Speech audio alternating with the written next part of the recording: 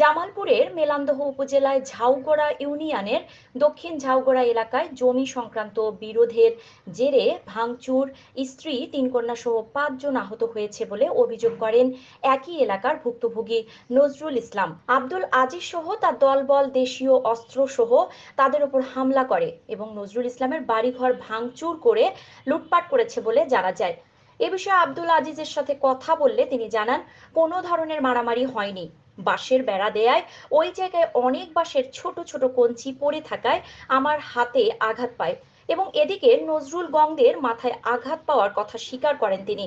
কোনো ধরনের মারামারি সংগঠিত হয়নি বলেও দাবি করেন তিনি। নজরুল ইসলাম বলেন, আব্দুল আজিজ সহ তার দলবল দেশীয় অস্ত্র সহ তাদের উপর হামলা করে এবং নজরুল ইসলামের বাড়িঘর ভাঙচুর করে লুটপাট করেছে বলে জানা যায়। এ বিষয়ে আব্দুল আজিজের সাথে কথা বললে তিনি জানান, কোনো ধরনের মারামারি হয়নি। বাঁশের বেড়া দেয়ায় ওই জায়গায় অনেক বাঁশের ছোট ছোট কঞ্চি পড়ে থাকায় আমার হাতে আঘাত পায় এবং এদিকে নজরুল গংদের মাথায় আঘাত পাওয়ার কথা স্বীকার করেন তিনি। কোনো ধরনের মারামারি সংগঠিত হয়নি বলেও দাবি করেন তিনি। নজরুল ইসলাম বলেন, আমি, আমার স্ত্রী ও ৩ কন্যা সহ আমরা সকলেই চিকিৎসাধীন রয়েছি।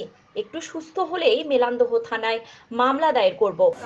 বাস কাটতে গেছে, আমি যে বাস কাটতে সামনে দেখেন কি কাগজ আমরা কাগজ মানব না, বাসটা নাচ করাবো। আমরা ফ্যামিলিতে মানুষ এলাম, আমার দিন নেবে আমি হাসপাতালে বাড়াইতে পারি সব ভাই আমার 4-5 লাখ টাকা আমার কাছে কেড়ে দিচ্ছে।